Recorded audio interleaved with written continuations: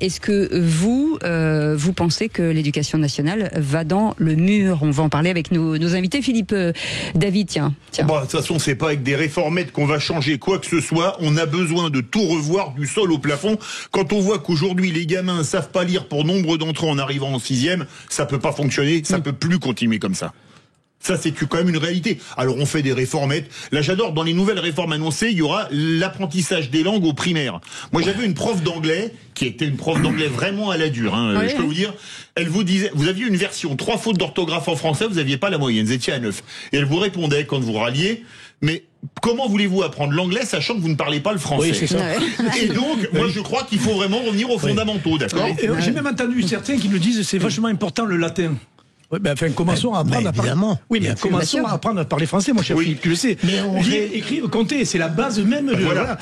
Enfin, il faut être quand même clair, parce que moi, j'entends bien la DGESCO et compagnie, tous ces gens de l'Inspection Générale de l'Éducation Nationale, qui sont des mecs qui ont plein de cellules brillantes dans la tête, qui nous expliquent ce qu'il faut faire. Mais en attendant, on a de plus en plus de gamins qui ne savent pas lire et écrire. C'est un vrai problème. Alors maintenant, à un moment donné, on avait enlevé les notes pour pas les perturber, on a mis des couleurs, et maintenant, je crois qu'on va faire ça va vous plaire, Philippe Bilger, on va faire parler les jeunes. Vis-à-vis d'un comité qui vont, on va voir s'ils sont capables de faire une phrase avec un verbe, un sujet, un verbe complément. Ça va vous plaire, ça. Mais c'est hallucinant. Évidemment, l'éducation nationale va mal bien avant Emmanuel Macron. Mais il l'a dégradé. Comment voulez-vous qu'une éducation nationale puisse réussir à partir du moment où on a eu 6 ministres de l'éducation? En 6 ans. Et notamment, s'y revenir, un espoir pendant quelques mois avec Gabriel Attal. Attention dans le micro. Mais pour le reste, Elisabeth Borne, je pense que réellement, c'est une catastrophe pour une raison simple. C'est qu'elle se détourne de l'essentiel pour aller vers des choses totalement périphériques. La polémique qu'elle lance au fronton du Panthéon, c'est ridicule. Donc, on ne peut pas espérer. Il y a un maire qu'on reçoit assez souvent ici qui racontait que dans un conseil municipal, il avait fait venir la police, il avait fait venir l'éducation nationale, il avait fait venir tout le monde, toutes les forces en présence, en disant qu'est-ce qui va pas dans l'éducation nationale. Et donc la personne référente lui dit maintenant tout va bien. Et le commissaire de police local lui dit bah non, vous pouvez pas dire ça parce que moi ils viennent porter plainte, les professeurs viennent porter plainte chez moi, donc voilà. Donc il dit, c'est exactement l'exemple du pas de vague, donc ça continue en fait. Oui, dans la hiérarchie du recteur jusqu'à descendre, évidemment. À la fin de l'année, il y a des notes et il y a des mutations. Donc la victime en bas, c'est le prof qui se fait insulter, etc. Donc pas de vague, on met la poussière sous le tapis et on n'en parle plus. Mais c'est pire que ça. Il y a la victime, c'est le prof, parce que notamment avec l'abandon de la discipline, etc. Parce que désolé, mais quand vous êtes prof dans un collège des quartiers nord de Marseille ou à Paris 6e, c'est pas tout à fait la même chose. On est bien d'accord. Mais Philippe Bilger a dit une chose très juste. Sans forfanterie. Sur la succession des ministres de l'éducation. Mais il y a pire. C'est de mettre un ministre de l'éducation alpha et un oméga. Quand on voit que Blanquer et Papendiaï, Papendiaï a succédé à Blanquer, un peu l'opposé. Excusez-moi, il y a quelque chose de génial. Mais surtout, ce que j'adore, c'est que c'est ces gens-là qui vous disent l'école publique, c'est fabuleux, c'est merveilleux. Ils ont leurs gosses dans le privé. Je constate un truc, oui, Papendiaï, il était même dans le privé, du privé, puisqu'il a mis ses gosses à l'école alsacienne où il n'y a pas un gamin de prolo.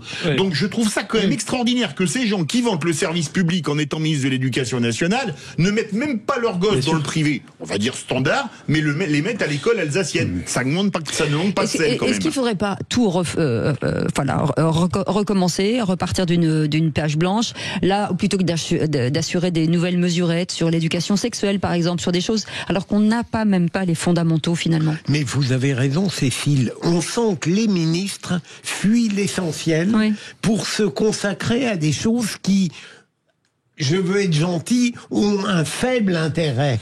Et précisément parce qu'aujourd'hui, pour se consacrer à l'essentiel, les tâches fondamentales de la culture et de l'éducation, ça exige du courage.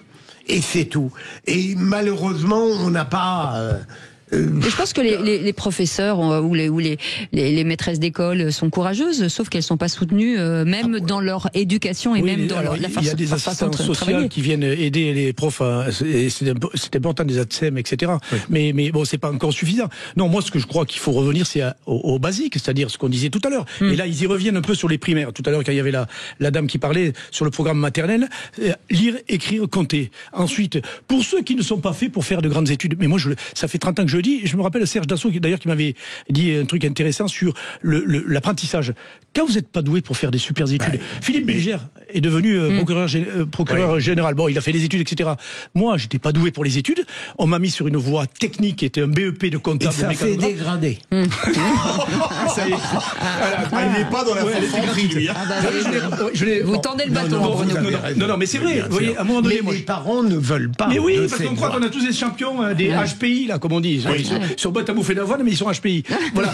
Et moi, je crois que c'était important de faire ça. Moi, je suis parti en technique, c'est-à-dire, j'étais content d'aller en technique. J'ai appris, je sais lire un bilan, je sais faire plein de choses. Je suis devenu flic, certes, à fait. Mais on pense qu'on va avoir des gosses qui vont tous devenir avocats, ingénieurs, je ne sais quoi. Non, c'est pas ça.